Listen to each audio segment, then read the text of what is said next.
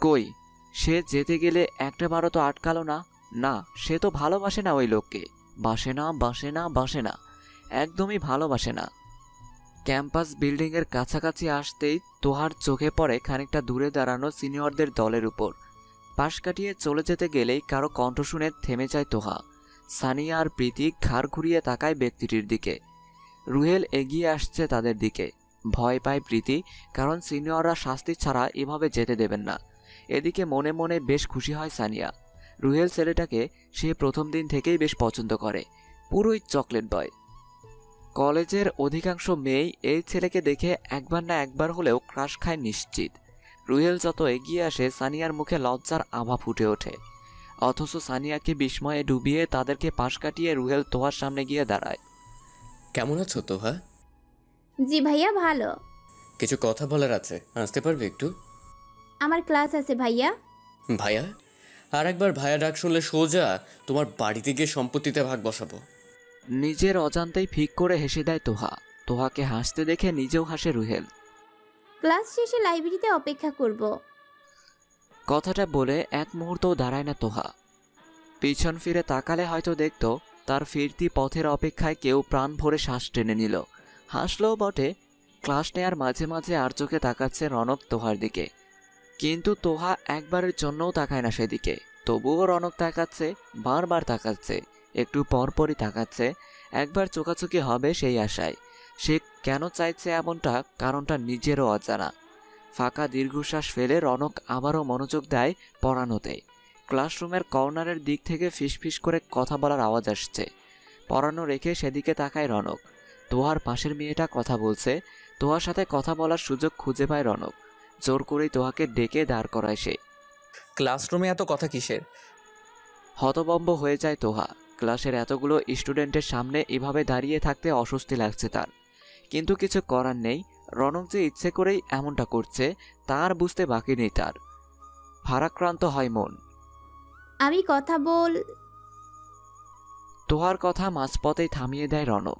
গম্ভীর কণ্ঠে বলে ওঠে, ক্লাসের মাঝে অরাজকতা সৃষ্টি করো না।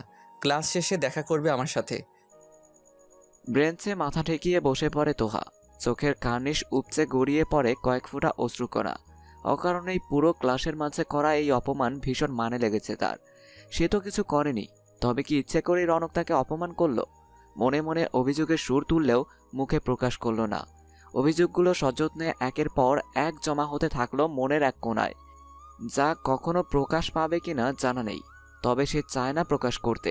অভিযোগ হোক কিংবা অভিমান, তা তো তার একান্ত ব্যক্তিগত সম্পত্তি। তার ভাগ সে কাউকে দেবে না। কখনো কেউ মনের দুয়ারে প্রবেশ করে একে একে সেগুলো মুছতে পারবে কিনা জানা নেই। তবে যতদিন না কেউ এসে এগুলো মুছে ফেলে, ততদিন সযত্নে রাখবে। প্রিয় কারোর অবহেলা কিংবা অপমানগুলিও বুঝে এত প্রিয় হয়। মানুষের উপর যতই রাগ, অভিমান কিংবা অভিযোগ থাকুক না কেন, তার সব কিছুই বোধহয় এভাবেই বিশেষ হয়ে থাকে আজীবন। নিজের ভাবনায় নিজেই চমকে ওঠে তোহা। প্রিয় মানুষ, বিশেষ মানুষ, এসব কি ভাবছে সে?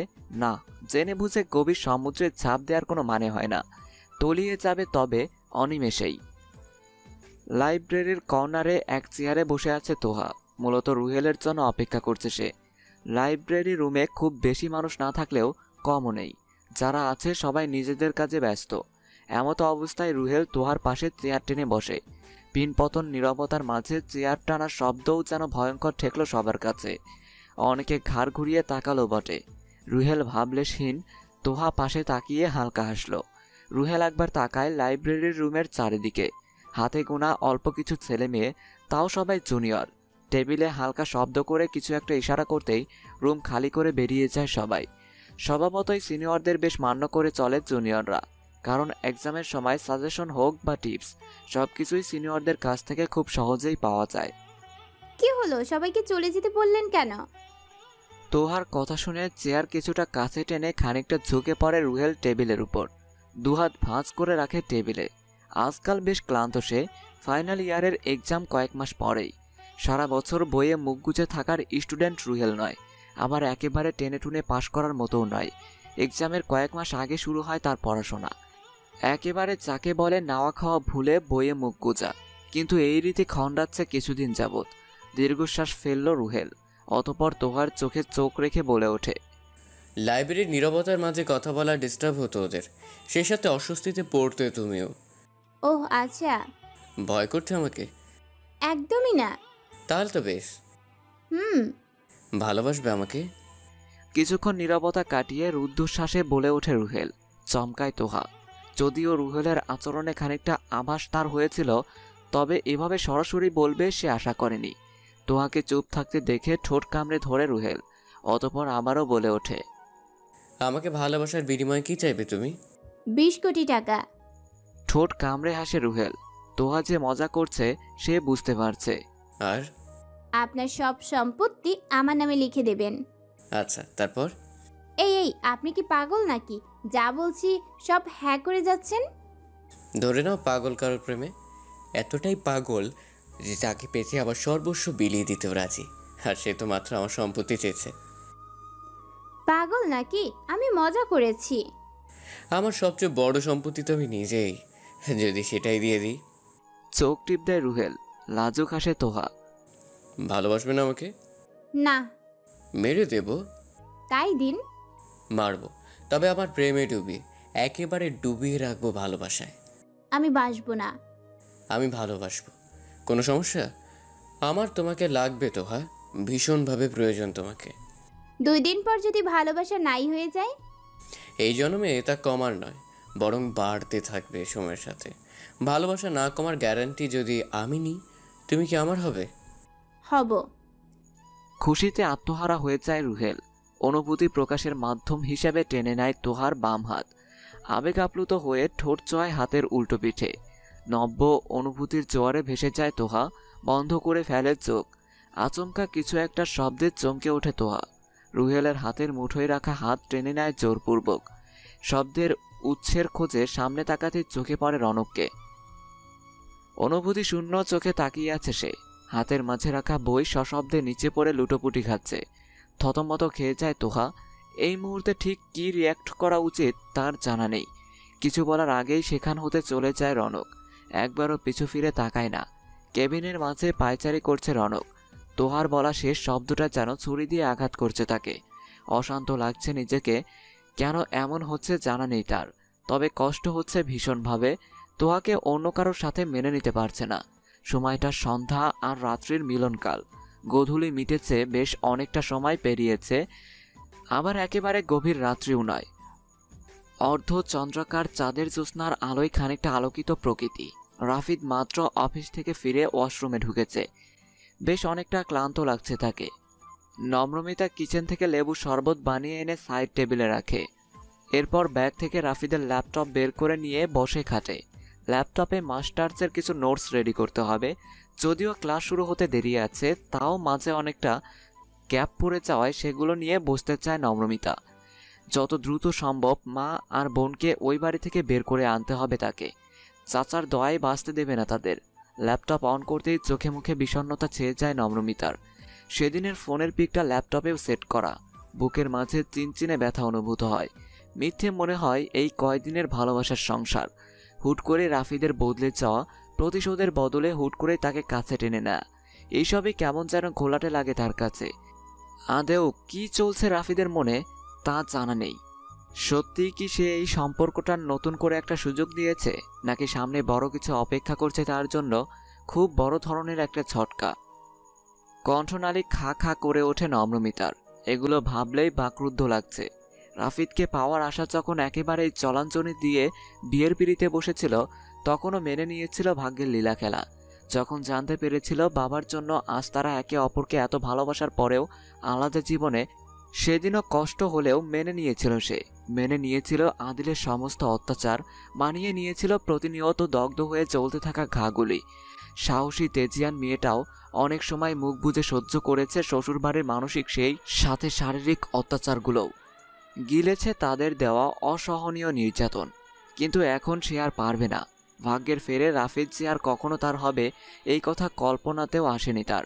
তবুও বাস্তবে এসেছে তার স্বপ্নের পুরুষ, ভালোবাসার পুরুষ, হৃদাঙ্গিনায় ভালোবাসার মুঠোফুল হাতে। তবে কি আদেও তা মুঠোফুল নাকি তার ভ্রম? ফুলের বদলে কাটা হয়ে বিঁধবে না তো তার জীবনে। ওয়াশরুম থেকে টাওয়াল পেঁচিয়ে বের হয়েছে রাফিদ। নম্রমিতাকে থ মেরে বেডের উপরে বসে থাকতে দেখে ভ্রুজোড়া হালকা কুঁচকে ফেলে। অতঃপর ক্লান্ত শরীরটা মেলে ধরে বেডে, মাথা এলিয়ে দেয় নম্রমিতার কোলে। আচমকা ভাবনার মাঝে চমকে ওঠে নম্রমিতা। রাফিদকে কোলে মাথা রাখতে দেখে চোখ ফিরিয়ে তাকায় তার দিকে, অতঃপর চোখ বড় বড় করে ফেলে। ইস, কি অবস্থায় শুয়ে আছো তুমি? এভাবে টাওয়াল পেঁচিয়ে রুমে আসে নাকি কেউ? ছি, কি সব ভাষা!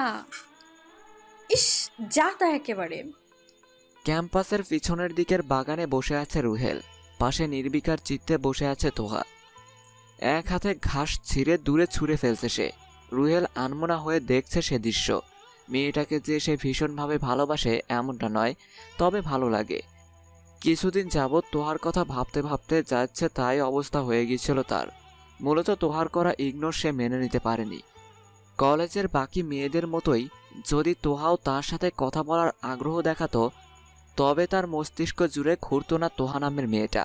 পড়াশোনায় কোনোভাবেই মনোযোগ বসাতে না পেরে অগত্যা ছুটে আসে তোহার কাছে। প্রেম নিবেদনের মাধ্যমে তাকে নিজের করে নেয়। মূলত নিজের মানসিক অশান্তির জন্যই সে তোহাকে চেয়েছে। তোহা আনমনা হয়ে ভাবছে রনকের কথা। সেদিনের পর থেকে রনক আর তার সাথে কথা বলার চেষ্টা করেনি, বরং কিছুটা এড়িয়ে চলেছে। রাগ হয় তোহার। ঘাসগুলো এমনভাবে মুঠোয় ধরেছে যেন সেগুলো ঘাস নয়, স্বয়ং রনকের মাথার চুল। নিজের ভাবনায় চোখ বড় বড় হয়ে যায় তার। এসব কি ভাবছে সে? একজনের সাথে সম্পর্কে থেকে অন্য কারো কথা ভাবছে। সবচেয়ে বড় কথা, রনক তার শিক্ষক। শিক্ষক আর ছাত্রের রিলেশনের ব্যাপারটা বরাবরই অপছন্দের তালিকায় তার। কার কথা ভাবছো এত? রুহেলের কণ্ঠ শুনে চিন্তার জগৎ থেকে বেরিয়ে আসে তোহা, মাথা রাখে রুহেলের কাঁধে।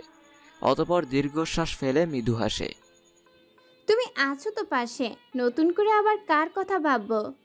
পাশে যে আছি, তাকাচ্ছ কই আমার দিকে? হাসে তোহা, রুহেলের প্রতিটা কথা মুগ্ধ করার মতোই। একেবারে আবেগের পসরা সাজিয়ে কথা বলে যেন। কি যেন এক মায়া টানে তোহার কিশোরী মনকে ভীষণভাবে।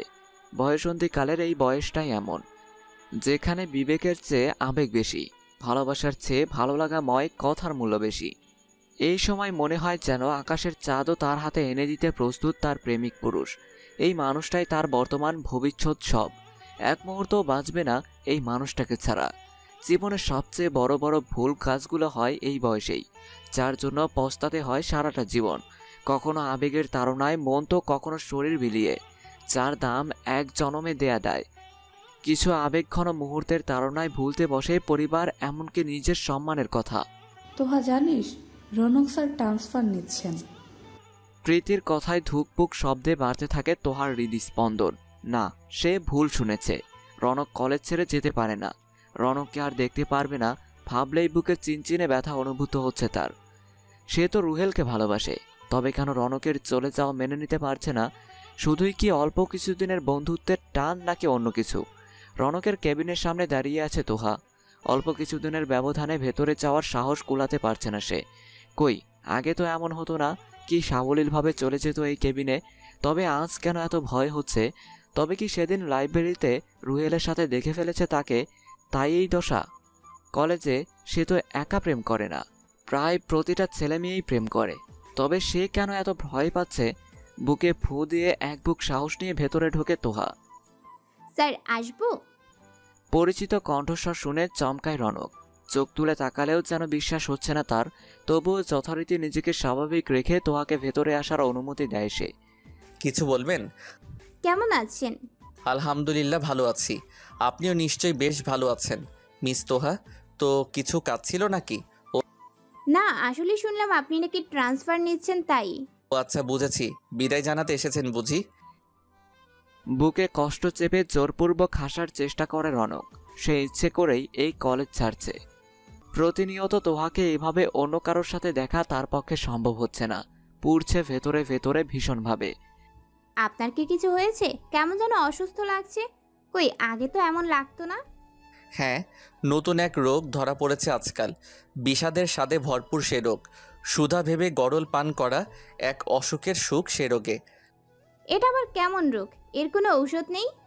পার্মানেন্ট ঠিক হওয়ার কোনো ওষুধ জানা নেই, তবে সম্ভবত দূরত্ব খানিকটা কমাবে এই বিষাদের স্বাদ। অন্তত দম বন্ধকর অনুভূতি থেকে তো রেহাই দেবে। না গেলে হয় না? ভ্রুকুসকে তাকায় রনক।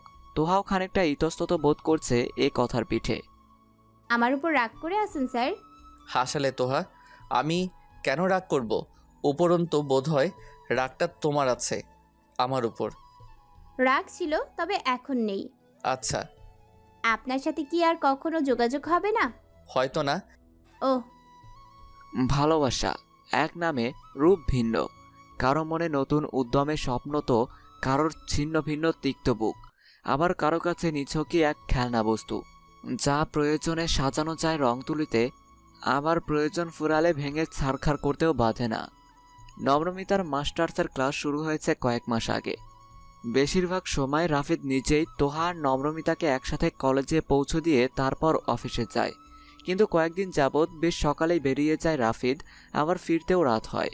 যথারীতি নিয়মের লঙ্ঘনে সন্দেহের বাসা বাঁধে নবনমিতার মনে। ভাবতে না চাইলেও মস্তিষ্কে হানা দেয় অযাচিত কিছু ভাবনা। আজও তার ব্যতিক্রম হলো না। রাতের আকাশে নির্মগ্ন নবনমিতা তাকিয়ে আছে অস্পষ্ট কিছু তারাদের দিকে। আকাশের বুকে চমকালো তারারা সহজে ধরা দিল না তার দৃষ্টিতে, অথচ কি নিখুঁতভাবে অস্পষ্ট জিনিসের প্রতি ঝুঁকে পড়ছে সে। ঠিক যেমন জীবনের ঝাপসা ঘোলাটে এক কাহিনীতে সে বুঁদ। রাফিদকে আজকাল বোঝা যায় না ঠিকঠাক। আগের রাফিদকে সে জানতো তার মনের খবর, মুখ দিকেই পড়ে নিতে পারত অন্তরের লুকানো কথা। অথচ এই রাফিদকে সে বুঝে উঠতে পারে না। মনে হয় মুখে এক আর মনে আরেক। সন্দেহের বীজ বপনের কাজটা শুরু করেছে কয়েকদিন আগের একটা ছোট মেসেজ। রাফিদের কাছাকাছি দাঁড়ানো একটা মেয়ে, মুখটা স্পষ্ট না হলেও রাফিদের মুখভঙ্গিতে স্পষ্ট খুশির আভাস। বেশ অন্তরঙ্গ দুজনে। মুহূর্তেই তছনছ হয়ে যায় নবনমিতার গোছানো অনুভূতির পসরা। শূন্য শূন্য লাগে নিজেকে, শূন্যতায় ছেয়ে যায় চতুর্দিক। নিজেকে সামলানোর জন্য বেশ অনেকটা সময় শাওয়ারের নিচে দাঁড়িয়ে থাকে। নীরবে বিসর্জন দিতে থাকে অশ্রুকণা। ব্যালকনিতে রাখা ছোট্ট একটা সোফায় পিঠ এলিয়ে বসে আছে নবনমিতা। এখান থেকে বাড়ির গেটটা স্পষ্ট দেখা যায়। অপেক্ষমান সে রাফিদের জন্য। এক বাজে অভ্যাস হয়েছে যে নবনমিতার। রাফিদ না খেলে নিজেরও গলা দিয়ে ভাত নামে না। সকাল থেকে শরীরটা বেশ খারাপ নবনমিতার। আনোয়ারা খাতুন বেশ কয়েকবার তাকে খেয়ে নেয়ার জন্য বললেও নবনমিতা অপেক্ষা করছে রাফিদের। গেট দিয়ে সাদা রঙের গাড়িটা ঢুকতেই হালকা আলো এসে পড়ে নবনমিতার মুখেও। চোখের কোণে পানি চিকচিক করছে। সন্তর্পণে পানিটুকু মুছে ফেলে রুমের দিকে পা বাড়ায় নবনমিতা। রাফিদ রুমে ঢোকার আগেই কাঁথা মুড়ি দিয়ে শুয়ে পড়ে সে। ক্লান্ত শরীর নিয়ে রুমে ঢোকে রাফিদ। শরীরটা ভীষণ ম্যাচম্যাচ করছে তার। এখন লম্বা একটা শাওয়ার নেওয়া দরকার। যথারীতি আলমারি থেকে কাপড় বের করে রাফিদ চলে যায় ওয়াশরুমে। ওয়াশরুমের দরজায় আওয়াজ শুনে মুখ থেকে কাঁথা সরায় নবনমিতা। ফ্যাল চোখে তাকায় ওয়াশরুমের বন্ধ দরজার দিকে। কান্নাগুলো গলায় দলা পাকিয়ে আছে যেন। নিশ্চুপে কান্নাগুলো গিলে ফেলে নবনমিতা। অতঃপর হালকা হাসে, যে হাসির মাঝে নেই কোনো সুখ, বরং রয়েছে বিষাদের প্রতিচ্ছবি। ডাইনিং টেবিলে সাজানো সব খাবার দেখে মনে হচ্ছে কিছুক্ষণ আগেই গরম করা হয়েছে।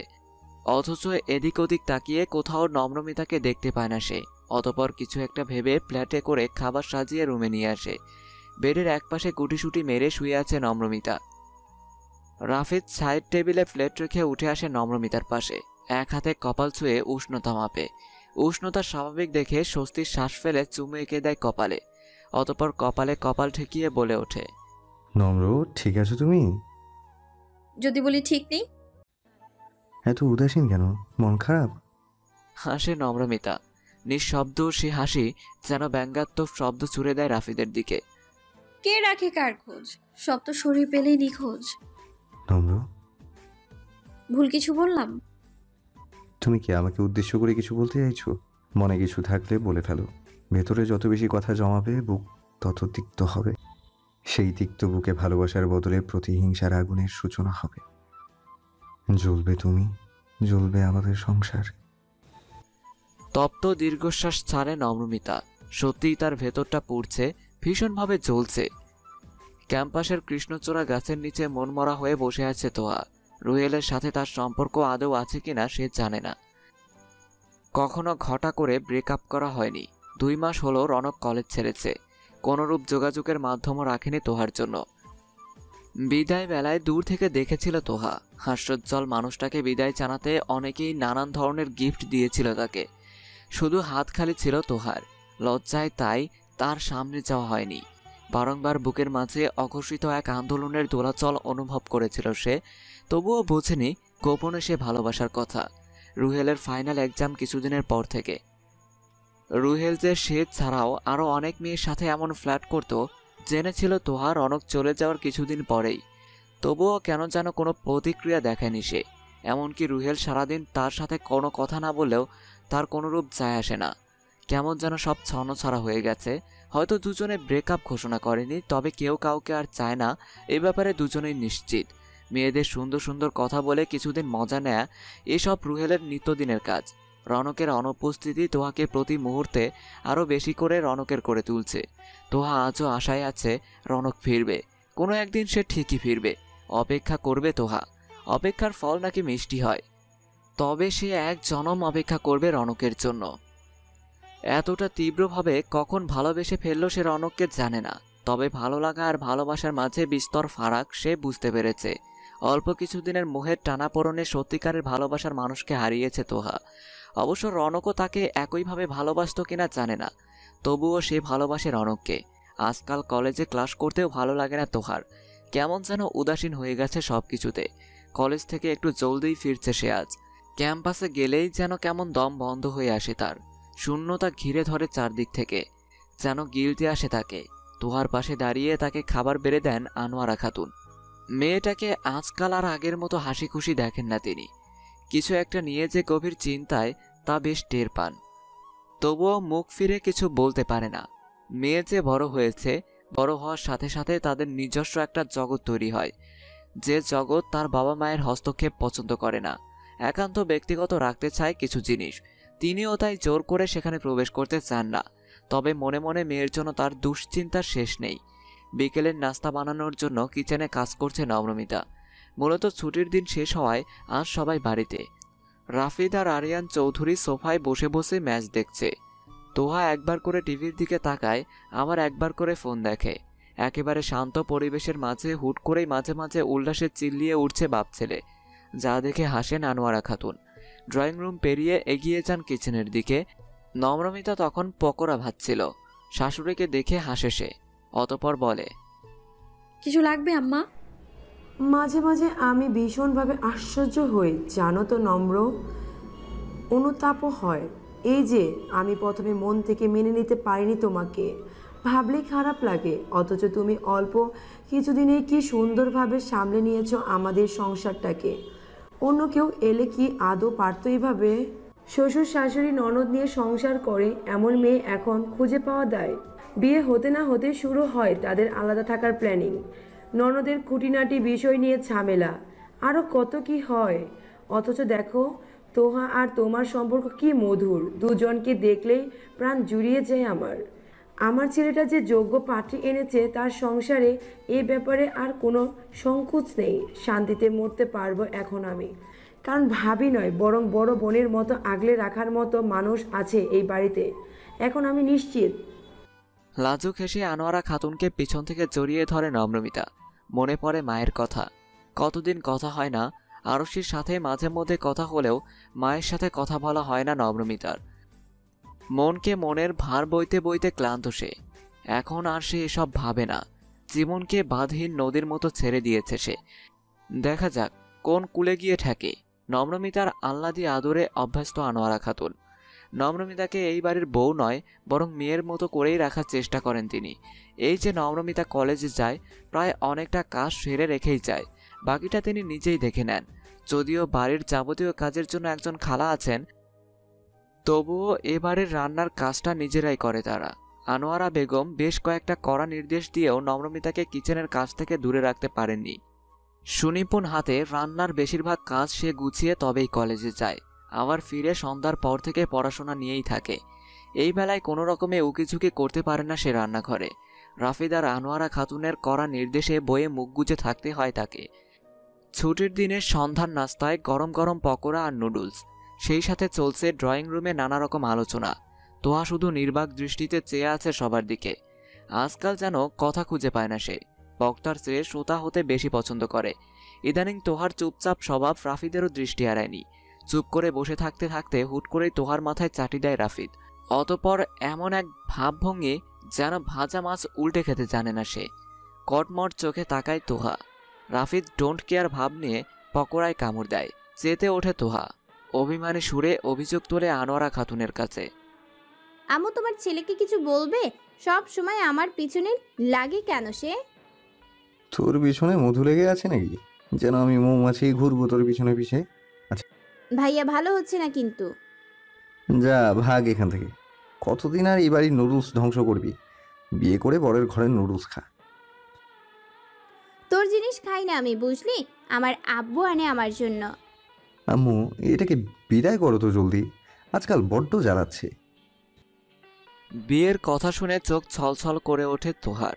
সে যে একজনকে মন প্রাণ দিয়ে ভালোবাসে, তার গোটা রাজ্য জুড়েই যে সেই মানবের বিচরণ। অন্য কারোর জন্য বিন্দুমাত্র জায়গা অবশিষ্ট নেই সেখানে। আব্বু আমি বিয়ে করব না কখনো। তোমাদের ছেড়ে কোথাও যাব না আমি। কেউ একদম আমাকে জোর করবে না এসব বিয়ে টিয়ে নিয়ে। মেয়ের কথা শুনে হাসেন আরিয়ান চৌধুরী। আলতো পরশে হাত বোলান তোহার মাথায়। তোহাকে তিনি নিজেও বড্ড বেশি ভালোবাসেন। রাফিদের জন্মের 9 বছর পর বহু কষ্টে তাদের কোল আলো করে এসেছিল তোহা। মাঝে একের পর এক বাচ্চা নষ্ট হয়ে যাওয়ায় প্রায়ই জায়নামাজে বসে কাঁদতেন আনোয়ারা খাতুন।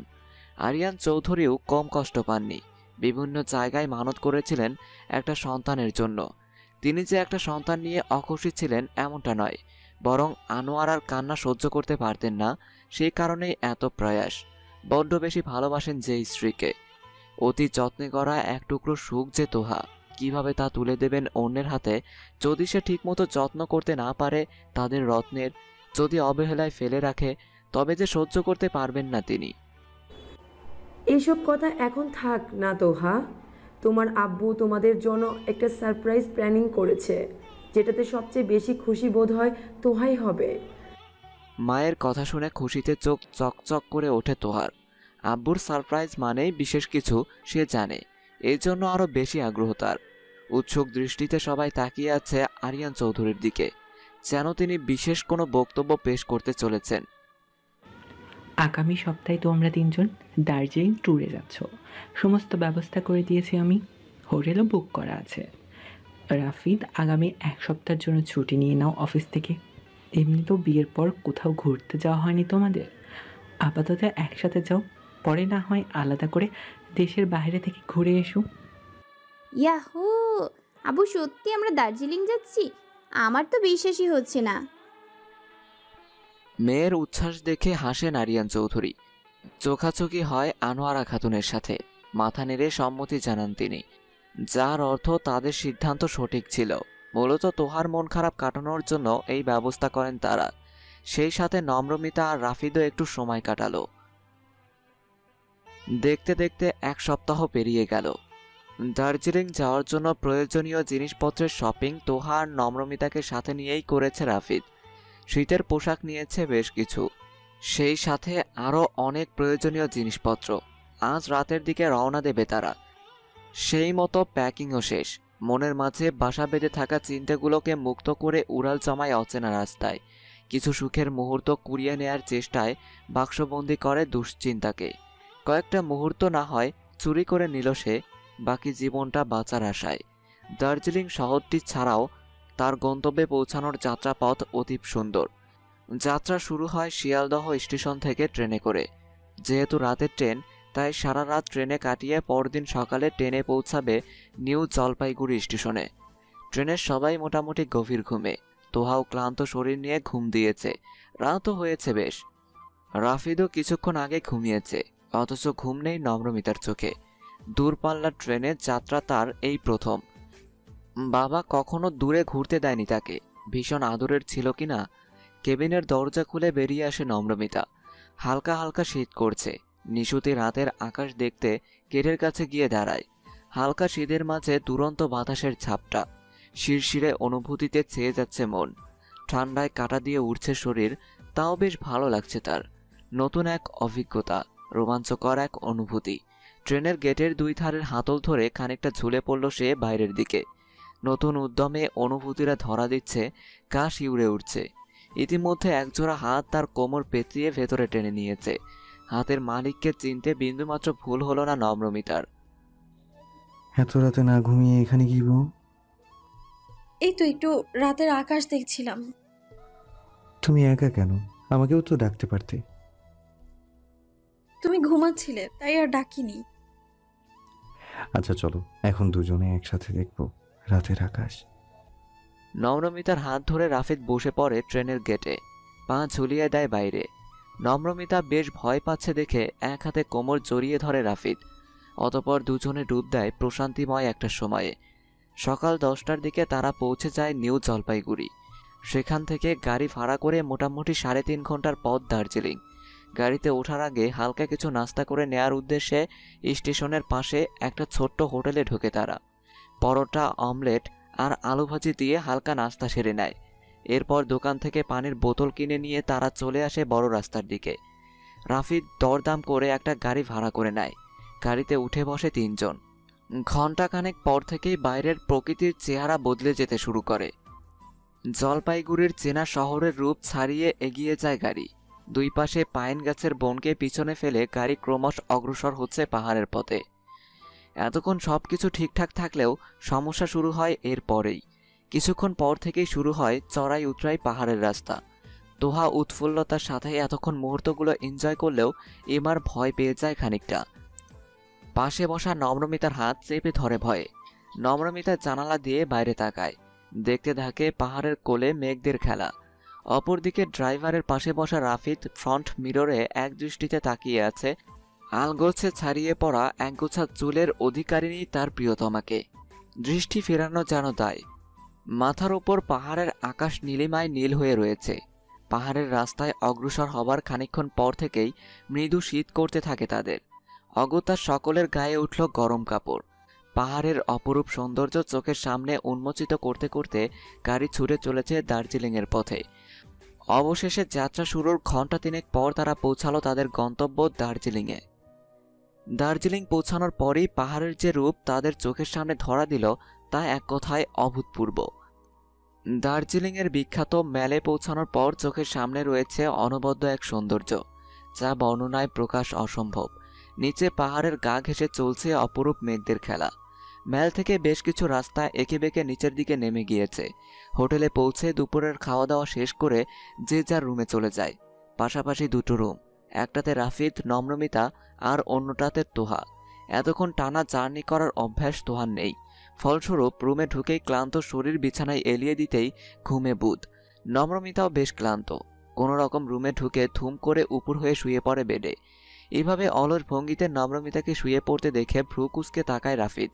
অতঃপর টান দিয়ে দাঁড় করিয়ে দেয় নম্রমিতাকে। বিরক্ত হয় নম্রমিতা। আগে ফ্রেশ হও, এসব বিষয়ে নো আর্গুমেন্ট, জলদি যাও। রাফিদের কড়া শাসন সম্পূর্ণরূপে অগ্রাহ্য করে আবারও শুয়ে পড়ে নম্রমিতা। সাথে ঘুম ঘুম কণ্ঠে বলে ওঠে, একদম বিরক্ত করবে না আমাকে।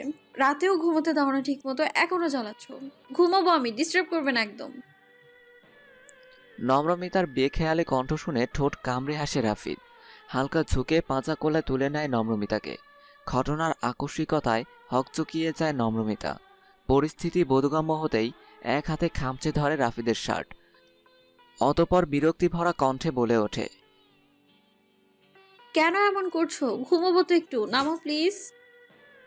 নম্রমিতার কথা শেষ হওয়ার আগেই ঠান্ডা ঠান্ডা পানি আশ্রে পড়ে তার চোখে মুখে। হতবাক দৃষ্টিতে চোখ মেলে তাকায় নম্রমিতা।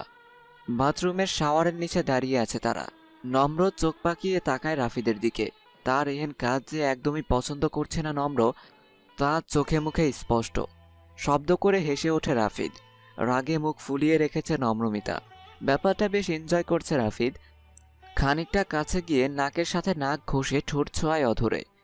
উপর থেকে অবিরাম ধারায় আশ্রে পড়া পানির ঝর্ণার মাঝে অধরে অধরে স্পর্শে মেতে ওঠে দুজনে। ভিজে চুপচুপে দুজনেই। রাফিদ একে একে আদুরে স্পর্শ এঁকে দেয় নম্রমিতার সারা মুখ হতে গলায়। অনুভূতির তাড়নায় বন্ধ চোখে ঠক ঠক করে কাঁপছে নম্রমিতা। একসময় জোরে জোরে নিঃশ্বাস টেনে জড়িয়ে ধরে তার একান্ত ব্যক্তিগত মানুষটাকে। দার্জিলিং ভ্রমণ পিপাসু বাঙালির কাছে সবচেয়ে প্রিয় এক দর্শনীয় স্থান। এখানকার সবচেয়ে আকর্ষণীয় জিনিসগুলোর মধ্যে অন্যতম হলো চা বাগানগুলো। দ্বিতীয় দিনে তেমনই একটা ব্রিটিশ আমলের চা বাগান দেখতে গেল নম্রমিতারা। কাল জার্নির ফলে সকলেই বেশ ক্লান্ত ছিল, তাই আর কোথাও বের হয়নি। পুরোটা দিন হোটেলের আশেপাশে ঘুরেই কাটিয়েছে তারা। পুরনো আমলের সেই চা বাগানে পৌঁছে তারা জানতে পারল অ্যাডাম নামে এক ব্রিটিশ সাহেব ঊনবিংশ শতাব্দীর মাঝামাঝি সময়ে এই চা বাগানটি তৈরি করেন। সেই বাগান থেকেই এর নাম হয়েছে অ্যাডাম সাহেবের চা বাগান। কি সুনিপুণ দক্ষতার সঙ্গে পাহাড়ের গায়ে ধাপ কেটে এখানকার আদিবাসীরা চা চাষ করেন। কারো দৃষ্টিতে অবাকত্বের রেশ ফেলে দেওয়ার জন্য যা যথেষ্ট। রীতিমতো অবাক চাহনিতে তাকিয়ে আছে সকলে। হঠাৎ নম্রমিতার চোখ পড়ল চা বাগানের মাঝে মাঝে ছোট ছোট চা গাছগুলোতে ছায়াদানের উদ্দেশ্যে লাগানো কিছু কিছু বড় পাতাযুক্ত ঝাঁকড়া লম্বা গাছ। কি যে নান্দনিক সৌন্দর্যে নিহিত রয়েছে সেখানে, যা বর্ণনার ভাষা মেলা দেয়। দার্জিলিংয়ের এই চা তার অতুলনীয় স্বাদ ও গন্ধের কারণে ভারতবর্ষে তো বটেই, ভারতের বাইরেও বিশেষ আন্তর্জাতিক খ্যাতি অর্জন করেছে। সেই চা বাগানের গুদাম থেকে খুব কিছু চা কিনে নেয় তারাও। সবচেয়ে অবাক করার বিষয় এখানের আদিবাসীদের জীবনযাত্রা, যা চা গাছ থেকে পাতা সংগ্রহের জন্য মূলত মেয়েদের প্রয়োজন হয়। সরু সরু আঙ্গুলের মাঝে কচি পাতা ছাঁটাই করা সহজ হওয়ায় দলবদ্ধভাবে কাজ করছে মেয়েরা। এদের জীবিকা নির্বাহনের একমাত্র পদ্ধতি এই চা বাগান। অথচ দেশ বিদেশে খ্যাত এই চা বাগানের শ্রমিকদের জীবন অতীব দুর্বিষহ। কাজের ফাঁকে তারা এক বিশেষ ধরনের খাবার খেয়ে থাকেন। কচি চা পাতার সাথে বিভিন্ন ধরনের মশলা, আলু, চানাচুর দিয়ে মুড়ি মাখিয়ে খেয়ে পার করেন দিনের বেশিরভাগ সময়টা। মেয়েরা প্রত্যেকেই নিজেদের বাড়ি থেকে কিছু কিছু জিনিস এনে বানায় এই খাবার। কেউ দুটো আলু তো কেউ মুড়ি, আবার কেউ নিয়ে আসে অল্প কিছু চানাচুর। এভাবেই সমবেতভাবে তারা এই খাদ্য বানিয়ে তা খেয়ে দিন পার করে। সারাদিন ঘোরাঘুরি করে বিকেলের দিকে রুমে ফেরে রাফিদ, নম্রমিতা আর তোহা। দুপুরের খাবারটা বাইরে সেরে নিয়েছে। ঘোরাঘুরি শেষে ফুরফুরে মেজাজে রুমে ঢোকে নম্রমিতা। দরজার নব ঘুরিয়ে ভেতরে ঢুকতেই রীতিমতো হাঁ হয়ে যায়। রুমের মাঝে লাল আর সাদা গোলাপের পাপড়ি বেছানো, দরজা হতে বেড পর্যন্ত সরু রাস্তা করে এই পাপড়িগুলো সাজানো। পুরো রুম জুড়ে দারুণ এক সাজসজ্জা। ছোট ছোট হ্যারিকেন আকৃতির লাইট, হলদে আলোয় আলোকিত রুমের চারিপাশ। বেডের মাঝে সুন্দর করে লেখা, তিক্ত বুকের প্রশান্তি, আমার মায়াবতীকে স্বাগতম এ হৃৎপিঞ্জরে। সিলিং হতে ঝোলানো রঙিন বেলুন, বেলুনের শেষ প্রান্তে রং বেরঙের ফিতের বাহার। প্রতিটা ফিতের মাঝে আটকানো এক একটা চিরকুট। আবেগ আপ্লুত হয়ে পিছন ফিরে তাকায় নম্রমিতা। না, কোথাও রাফিদ নেই। কৌতূহল বশত সে এগিয়ে যায় গোলাপের পাপড়ি বেছানো সেই রাস্তার দিকে। রাস্তার শেষ একেবারে বেডের কাছে। সাদা বেডশিটের উপর গোলাপের লাল পাপড়ি দিয়ে লেখা কথাটা বার কয়েক মনে মনে আওড়ায় নম্রমিতা। পাশে রাখা কালো রঙের একটা শাড়ি, সাথে একটা চিরকুট। প্রফুল্ল চিত্রে চিরকুটটা হাতে উঠিয়ে নেয় নম্রমিতা। শুভ্র পছন্দ করা মেয়েটাকে কালোতে এত বেশি মানায় কেন বলতে পারো? সবাই তো লাল গোলাপ হয়, তুমি না হয় আমার কালো গোলাপ হলে, যা রীতিমতো দুর্লভ। অদ্ভুত এক প্রশান্তি ছেয়ে যায় নম্রমিতার হৃদয়ে। কাল কি হবে সে জানে না। আদেও কি সারা জীবন পাশে পাবে রাফিদকে, নাকি অচিরেই ঝরে পড়বে তাদের প্রেমের গাথা? এসবের কোনো উত্তর জানা নেই। শুধু এতটুকু জানে, কাল কি হবে তা ভেবে আজকের সময় নষ্ট না করতে নেই। যদি এই অনুভূতিগুলো মিথ্যে হয়, তবুও সেই মিথ্যাই চায়। থাক না কিছু সময় নীরবে মিথ্যা সয়ে নেয়ার মতো। এতে ক্ষতি তো কিছু নেই, বরং স্মৃতির পাতায় জমা হবে আরও কিছু ঘটনা, সাক্ষী রবে আরও কিছু ভালোবাসাময় মুহূর্তের। তোহার রুম থেকে শাওয়ার নিয়ে কালো একটা পাঞ্জাবি পরে বের হয় রাফিদ। বেডের উপর হয়ে শুয়ে ফোন দেখছিল তোহা। ওয়াশরুমের দরজায় আওয়াজ শুনে ঘাড় ঘুরিয়ে তাকায় সে। অতপর ঝট করে উঠে বসে চোখ বড় করে তাকায় সে। কি রে পেতনি, এভাবে তাকাচ্ছিস কেন? আমার মতো সুইট হ্যান্ডসাম ছেলের দিকে একদম নজর দিবি না, তাহলে দেখা যাবে তোর মতো শেওড়া গাছের ভূত হয়ে যাব একদিন।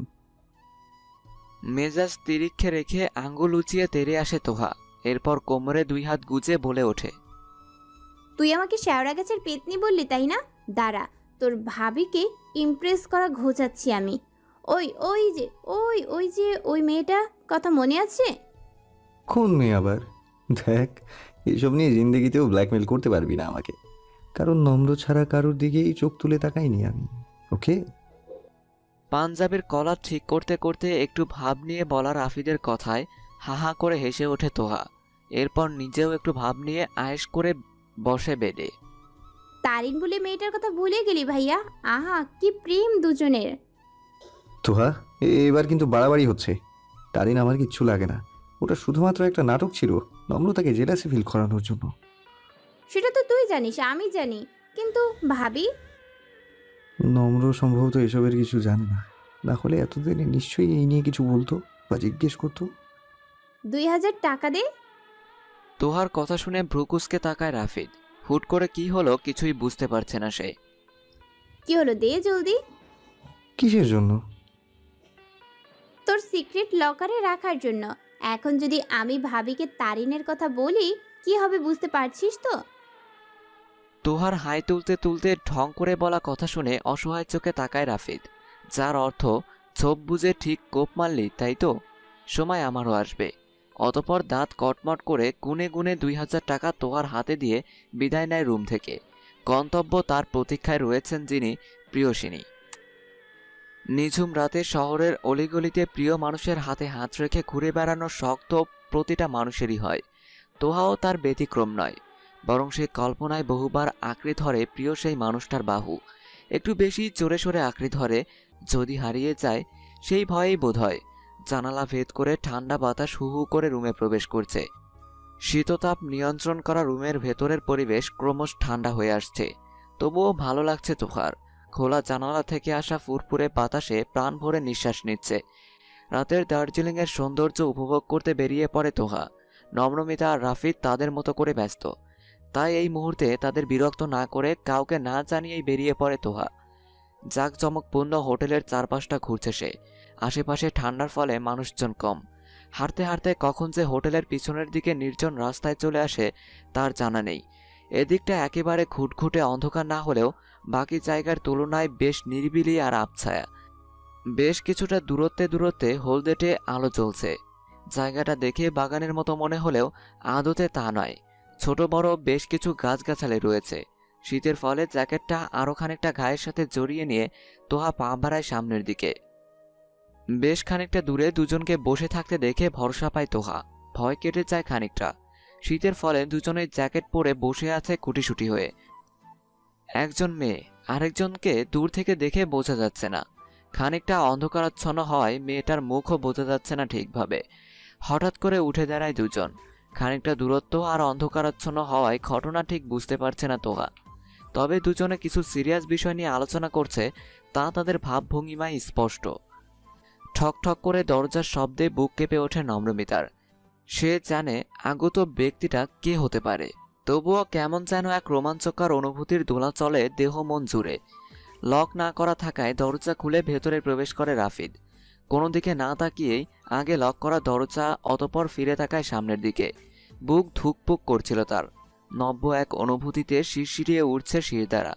কালো শাড়ি, লাল পাড়, চুলগুলো খোপা করে বাঁধা, উল্টো দিকে মুখ করে দাঁড়ানোর ফলে উন্মুক্ত পিঠ দৃশ্যমান রাফিদের চোখের সামনে। কালো পোশাকের মাঝে ফর্সা ত্বক যেন হাতছানি দিয়ে ডাকছে তাকে। নেশা লেগে যাচ্ছে রাফিদের। অদৃশ্য কোনো এক টানে সে এগিয়ে যাচ্ছে নম্রমিতার দিকে। রুমের আনাচে কানাচে লাগানো সুগন্ধি মোমবাতির আলোয় একে একে চিরকুটগুলো খুলে পড়া শুরু করে নম্রমিতা। প্রতিটা বেলুন হতে ঝোলানো ফিতের সাথে লাগানো চিরকুটগুলো খুলে একে একে পড়ছে সে। এরপর জমা করছে হাতের মাঝে। শূন্য হাতে এসেছি দ্বারে, করুণা করে হলেও দাও গো প্রীতি এই খড়খড়া মরুভূমিতে। ও গো বিনাশিনী, কাঁপে না তোমার ওষ্ঠ যখন ঘুমে মাতাল তাকে আলিঙ্গনে করে ছুঁয়ে দাও। প্রতিটা চিরকুট যেন অনুভূতির রঙে ঠাসা। লজ্জায় নুয়ে যাচ্ছে নম্রমিতা। শ্বাস প্রশ্বাসের গতি তুঙ্গে তুলে দিতেই বোধহয় আগমন ঘটে রাফিদের। উন্মুক্ত পিঠে অগণিত অধরের স্পর্শ এঁকে নাক ঘষে রাফিদ। কেঁপে ওঠে নম্রমিতা, অতপর দুই হাতের বাহু বন্ধনীতে আবদ্ধ করে। পবিত্র নিখাত ভালোবাসার পরশে ডুবিয়ে রাখে প্রিয়তমাকে। হরকান্তনা, কি নেশায় জড়ালে, মাধুরী মিশিয়ে ডাকিছ তুমি নব্য ছন্দ তালে। এসে তো দেখো, তবু তরে সাজানো রয়েছে মোর ফুলের গালিচা। কাছাকাছি যেতেই বিস্ময়ে হতবাক তোহা। নিজের চোখে কোনো মতো বিশ্বাস হচ্ছে না তার। মন বলছে সে স্বপ্ন দেখছে। রনক তার চোখের সামনে। এতগুলো দিন পর চোখের সামনে রনককে দেখে রীতিমতো হাত পা কাঁপছে তার। মুখ থেকে কোনো শব্দ উচ্চারণ করাও দায় হয়ে পড়েছে। অনুভূতির আন্দোলনে বিবশ মনের অবশ ভাবকে দূরে ঠেলে দৌড়ে গিয়ে রনকের গলা জড়িয়ে ঝুলে পড়ে তোহা। শরীরের সমস্ত ভার ছেড়ে দুই হাতে আঁকড়ে ধরে তাকে। আকস্মিক আক্রমণে ভ্যাবাচাকা খেয়ে চোখ বড় বড় করে তাকায় রনক। ব্যালেন্স দিতে গিয়ে আঁকড়ে ধরে তোহার কোমর। অনবরত কেঁদে চলেছে তোহা। দুই হাতে শার্টের কলার খামচে ধরে নিরলস ভঙ্গিতে কেঁদে চলেছে সে। রনক তার সাথে থাকা মেয়েটাকে যাওয়ার জন্য ইশারা করতেই মনে একরাশ বিস্ময় নিয়েই সেখান থেকে বিদায় নেয় সে। কিছু সময় অতিবাহিত হয় নীরবে। তোহার নাক টেনে টেনে কান্না আর রনকের নিঃশ্বাসের শব্দ ছাড়া কিছুই শোনা যাচ্ছে না। বেশ কিছুক্ষণ পর কান্না থেমে আসে তোহার। নিজের অবস্থান সম্পর্কে অবগত হতেই লজ্জায় লাল হয়ে যায়। রনককে ছেড়ে নিচে নামার জন্য উদ্যত হলে কোমরে রাখা হাত আলগা করে দেয় রনক। এতক্ষণ সে রনকের গলা ধরে ঝুলছিল।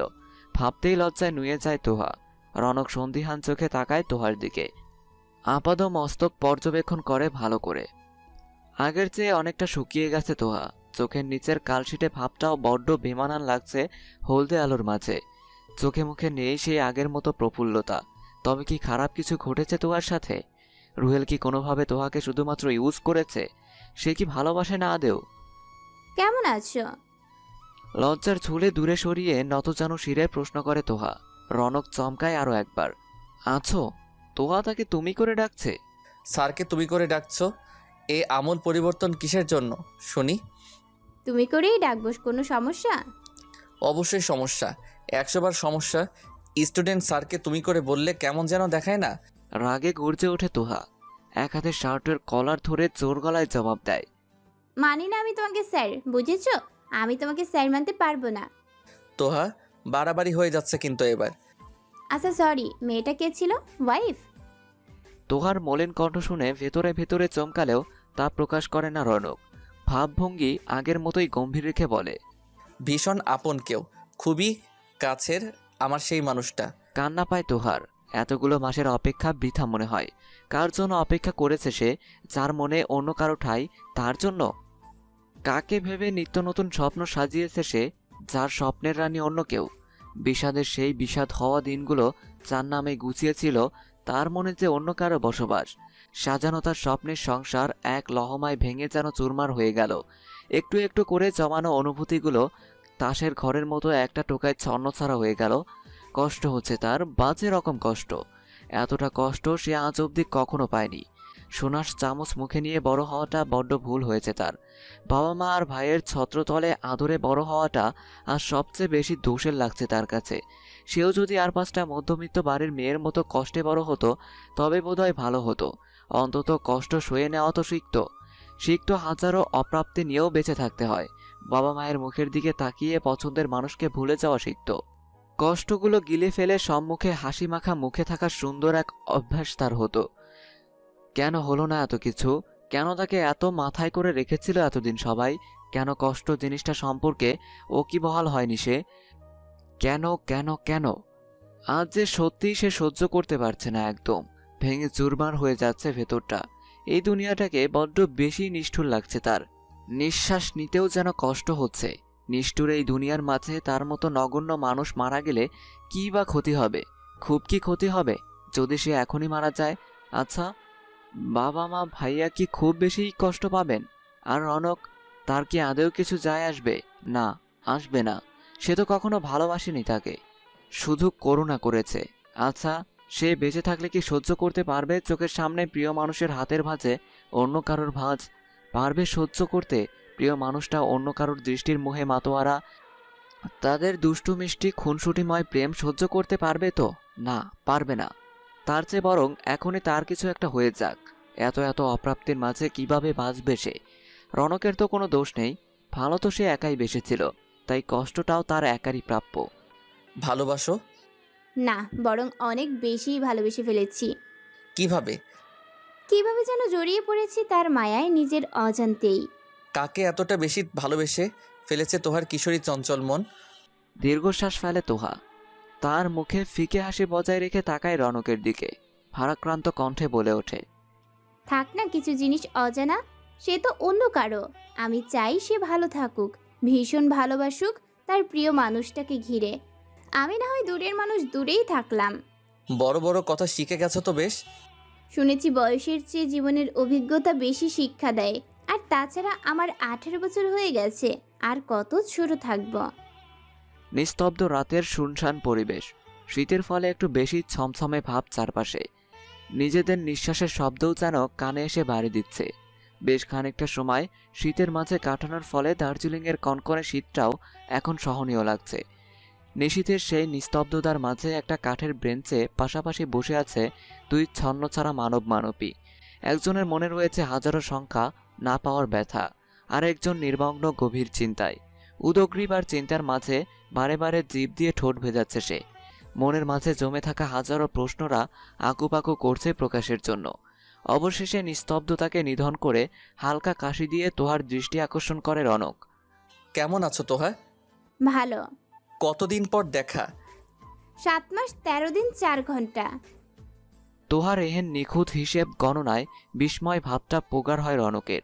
তবুও নিশ্চুপে হজম করে নেয় সে। তোহাকে সময় দেয় নিজে থেকে প্রকাশের। একা এসেছো? আমাকে এত বেশি সাহসী মনে হয় আপনার? মনে তো আরো অনেক কিছুই হতো, কিন্তু এখন যে তার ছিটে ফোটাও নেই, বলা তো যায় না। সাহসও সঞ্চয় করে ফেলেছো হয়তো। ভালোবাসলে মানুষ আবার সব পারে, এমনকি গাধা থেকে শেয়াল হতেও। রনকের কথা শুনে চোখ ছোট ছোট করে তির্যকভাবে তাকায় তোহা। কোনোভাবে রনক কি তাকে গাধা উপাধি দিল?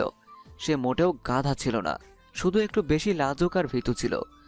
মনের কথা মনের মাঝে চেপে রেখে পাল্টা প্রশ্ন করল তোহা। Love marriage. বিয়েই তো করলাম না, লাভ নাকি অ্যারেঞ্জ বুঝবো কিভাবে? বিয়ের আগেই। বিয়ের আগে কি? এই যে ঘুরতে চলে এসেছেন দুজনে একা একা। তোহার কথা শুনে খুব একটা চমকায় না রনক, কারণ কিছুক্ষণ আগে সে তোহাকে ঠিক এমনটা ইঙ্গিত দিয়েছে। তার মানে তোহা ঠিকঠাক বুঝেছে।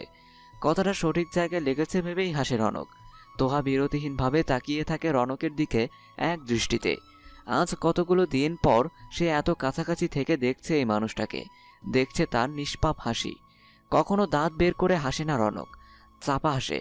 তার সব কিছুতেই কেমন যেন এক অ্যারোগ্যান্ট ভাব। হাসলে দুই ঠোঁটের মাঝে হালকা ভাঁজ সৃষ্টি হয়, চওড়া হয় ঠোঁট দুটো দুই পাশে। রুহেল কোথায়? রুমে নাকি? রনকের কথা শোনা মাত্র ধ্যান ভঙ্গ হয় তোহার, সাথে বিরক্তও হয় খানিকটা। স্যার হয়ে স্টুডেন্টকে বয়ফ্রেন্ডের সাথে একা একা ঘুরতে আসার জন্য উৎসাহিত করছেন, সে মনেও। আজকালকার জেনারেশনের ছেলেমেয়েরা স্যারদের কত সম্মান করে দেখলামই তো। যেভাবে এসে জড়িয়ে ধরছে আজকাল স্টুডেন্টরা, যেন স্যার নয় বয়ফ্রেন্ড।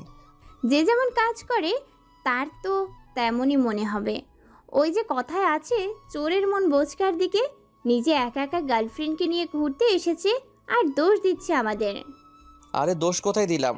আর কি সব যাতা বলছো? ওটা তো আমার। থামে রনক। বলতে বলতে সে অনেক কিছুই বলে ফেলেছিল, আর একটু হলে ইস কি বোকামির কাজটাই না করতে যাচ্ছিল সে। মেয়েটা যে আর কেউ নয়, বরং তার একমাত্র বোন। রনকের মন বলছে তোহা তাকে ভালোবাসে, ঠিক তার মতো করেই, আবার হয়তো তার থেকে একটু বেশি। যদি তার ধারণা সঠিক হয়, তাও এত সহজে তো মাফ করা যাবে না তোহাকে। একটু কষ্ট না হয় সেও পাক। যেভাবে দিনের পর দিন অন্য কারোর পাশে নিজের ভালোবাসার মানুষটাকে দেখে একটু একটু করে পুড়েছে সে, নিঃশব্দে আত্মচিৎকার করে গেছে। তার কানাকড়িও সহ্য করতে দেবে না সে তোহাকে, তার আগেই ধরা দেবে। তবে খানিকটা কষ্ট তার প্রাপ্য, সেটুকু না হয় সহ্য করুক কিছুদিন। দার্জিলিংয়ের আরেকটি অন্যতম আকর্ষণ হলো টাইগার হিল থেকে ভোরের সূর্যোদয়ের দৃশ্য। সেই কারণে টাইগার হিল না গেলে দার্জিলিংয়ে যাওয়া অসম্পূর্ণ থেকে যায়। ভ্রমণের তৃতীয় দিন ভোর 4টের সময় উঠে আগে থেকে ঠিক করে রাখা গাড়ি করে তারা পৌঁছে যায় টাইগার হিল। আকাশে তখন সবে মৃদু মৃদু আলো ফুটছে। টাইগার হিল পৌঁছে একদিকে যেমন সূর্যোদয়ের সাক্ষী হবার রোমাঞ্চ অনুভব করা যায়, অন্যদিকে প্রচণ্ড ঠান্ডা হাওয়া এসে সর্বাগ্য কাঁপিয়ে দেয়। অবশেষে ভোর 4:45 মেঘের পিছন দিক থেকে প্রভাতের আগন্তুক সূর্যের দেখা মিলল। সে এমন এক অভূতপূর্ব দৃশ্য যা ভাষায় প্রকাশের চেষ্টা অনর্থক। একদিকে সূর্যের আলো আকাশ জুড়ে ধীরে ধীরে ছড়িয়ে পড়ছে, আর অন্যদিকে পশ্চিমে কাঞ্চনজঙ্ঘার গায়ে সূর্যের সোনালি রং লেগে মনে হচ্ছে গোটা কাঞ্চনজঙ্ঘাকে কেউ যেন সোনা দিয়ে মুড়িয়ে দিয়েছে। চমৎকার এক রোমাঞ্চকর দৃশ্যের সৃষ্টি হয়েছে। নমনমিতা আর তোহা একসাথে এদিক ওদিক চঞ্চল মেঘের মতো দৌড়াদৌড়ি করছে। উচ্ছ্বাসে মেতে উঠে যেন তারা পরিণত হয়েছে ষোড়শী কিশোরীর নারীতে। দূর থেকে একজোড়া চোখ ভীষণ তৃপ্তিতে দেখছে তাদের। ক্রমে অন্ধকার ঘনিয়ে লালাভালোই পুলকিত হয়েছে চারিপাশ। তোহা আর নম্রমিতা একসাথে কিছু পিক তুলে নেয়। এরপর রাফিদকেও ফ্রেমবন্দি করার জন্য ডাক দেয় নম্রমিতা। রাফিদ রাজি না হয় অগত্যা নম্রমিতা নিজেই এগিয়ে যায় তাকে জোর করে টেনে আনতে। আনমনা হয়ে সেলফি নিতে নিতে কখন যে একদম কিনারে চলে গেছে খেয়াল নেই তোহার। হুট করে সামনে রনককে দেখে হাসি চওড়া হয় তার। এদিকে তোহার অবস্থান দেখে গলা শুকিয়ে কাঠ রনকের। আর এক পা এদিক ওদিক হলেই সোজা পাহাড়ের খাদে পড়ে যাবে সে। সেখান থেকে বেঁচে ফিরতে পারেনি আজ পর্যন্ত কেউ। শরীর ঠান্ডা হয়ে আসে রনকের, অথচ তোহা সম্পূর্ণ অজানা যে আর এক পা এদিক ওদিক হলেই তার জীবন শেষ। তোহা একদম স্ট্যাচু হয়ে দাঁড়িয়ে থাকবে চোখ বন্ধ করে। এদিক ওদিক তাকালে কিংবা চোখ খুললে কিন্তু আমি চলে যাব। কেন স্যার? সারপ্রাইজ আছে তোমার জন্য। একদম স্ট্যাচুর মতো দাঁড়িয়ে থাকলে তবেই পাবে, নয়তো নয়। এদিক ওদিক তাকানোও বারণ। মনের মাঝে কোনো ক্রমে সাহস সঞ্চয় করে কথাগুলো বললেও মনে মনে প্রচুর ভয় পাচ্ছে রনক। ভয় হচ্ছে তার তোহাকে হারিয়ে ফেলার। একবার হারিয়ে অনেক কষ্টে সামলেছে নিজেকে, কিন্তু আর পারবে না। তোহাবিহীন এক মুহূর্তও থাকা আর সম্ভব নয় তার পক্ষে। চোখ বন্ধ করে দাঁড়িয়ে থাকতে থাকতে হঠাৎ করে তোহা অনুভব করে সে শূন্যে পড়ে যাচ্ছে বোধহয় কোথাও। ভয়ে ঝট করে চোখ খুলে ফেলে সে। নিজেকে আবিষ্কার করে রনকের বুকে। পাহাড়ের বুকে পড়ে আছে রনক, আর তার বুকের উপর তোহার অবস্থান। বিস্ময়ে হতবিহ্বল দৃষ্টিতে তোহা রনকের দিকে তাকায়। রনক ঠোঁট কামড়ে জোরে জোরে শ্বাস টেনে নেয়। আর একটু হলেই বোধহয় তার প্রাণ বেরিয়ে যেত। বুদ্ধি করে তোহাকে এমনটা না বললে ভয়ে এতক্ষণে সে পড়েই যেত খাদে। একথা ভাবলে চিনচিনে ব্যথা অনুভূত হয় বুকের মাঝে। অসহনীয় ব্যথার বুঁদ হয়ে ওঠে শরীরের সমস্ত শিরা উপশিরা। রনক দুই হাতের আজলায় ভরে নেয় তোহার মুখশ্রী। কপালের সাথে কপাল ঠেকিয়ে নিঃশব্দে বিসর্জন দেয় কয়েক ফোঁটা অশ্রু। সকলের করতালিতে হুঁশ ফেরে রনকের। তোহাকে ছেড়ে দিয়ে উঠে দাঁড়ায় সে। আশেপাশে তাকিয়ে লজ্জায় মাথা নত হয়ে যায় তোহার। আরক্তিম আভা ফুটে ওঠে কালের দুই পাশে। লজ্জা আর আড়ষ্টতা নিয়েই এদিক ওদিক চোখ বুলিয়ে খোঁজে পরিচিত মুখ দুটো। তৎক্ষণাৎ আতঙ্কিত অবস্থায় দ্রুত পায়ে সেখানে উপস্থিত হয় রাফিদ আর নম্রমিতা। এগিয়ে আসে রনকের পরিবারও। তোহা ঠিক আছো তুমি? কোথাও লাগেনি তো? নম্রমিতার বিচলিত কণ্ঠে বলা প্রশ্নের উত্তর দেওয়ার আগেই একজোড়া স্নেহের হাত তোহার মাথা চেপে ধরে নিজের বুকে। ড্রিম ড্রিম শব্দে উচ্চ গতিতে ওঠানামা করছে তার হৃদস্পন্দন। একমাত্র বোন ভীষণ আদরের তার। তোহাকে এমন অবস্থায় দেখে রাফিদ দৌড়ে আসতে নিলে থামিয়ে দেয় নম্রমিতা। রাফিদ চোখ পাকিয়ে তার দিকে তাকাতেই ইশারায় রনককে দেখায় সে। রাফিদ ততক্ষণে যা বুঝার বুঝে গেছে। ঠিক সেই মুহূর্তেই রনক তোহার কোমর জড়িয়ে ধরে টান দেয় নিজের দিকে। ফলস্বরূপ দুজনে একসাথে লুটিয়ে পড়ে মাটিতে। ভাইয়া তুমি ঠিক আছো তো? এমন পাগলামি কেউ করে? যদি তোমার কিছু হয়ে যেত? তারিনের কথা শুনে হাসে রনক, সাথে আশ্বস্ত করে বলে সে ঠিক আছে।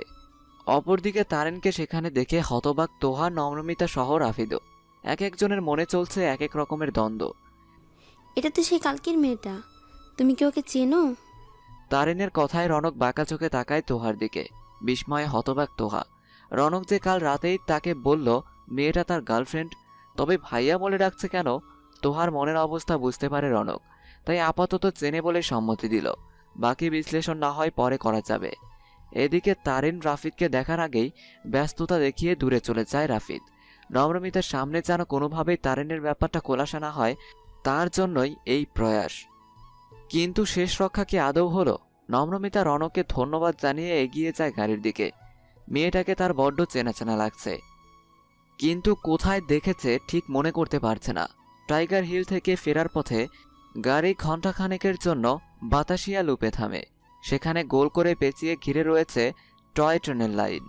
দার্জিলিংয়ের হিমালয়ান রেলওয়ের অন্তর্গত টয় ট্রেনগুলি যাতে পাহাড়ের ঢালু পথে সরাসরি না নেমে কিছুটা ঘুরে সুরক্ষিতভাবে নামতে পারে, তার জন্য ইংরেজরা এই বাতাসিয়া লুপ তৈরি করেছিল। ইংরেজি লুপ মানে বক্রাকার কিংবা বৃত্তাকার কোনো অঞ্চল।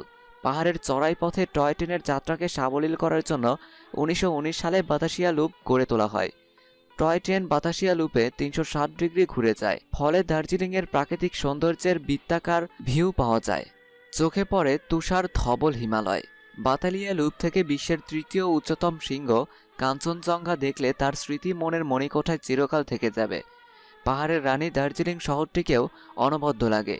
এখানে রয়েছে বিশাল মনোরম বাগান, বহু রকমের গাছে সাজানো, রং বেরঙের ফুল মুগ্ধ করার মতো। বাতাসিয়া লুপের কেন্দ্রে একটা যুদ্ধ স্মৃতিস্মারক আছে। ভারত স্বাধীন হবার পর বিভিন্ন যুদ্ধে নিহত গোখরা শহীদ বীর সৈনিকদের শ্রদ্ধা জানাতে 1995 সালে এটির উদ্বোধন করা হয়। এক গোখরা সৈনিকের ব্রোঞ্জ মূর্তি এখানে শোভা পাচ্ছে। প্রতিদিন ভোর 5টা থেকে রাত 8টা পর্যন্ত বাতাসিয়া লুপ খোলা থাকে পর্যটকদের জন্য।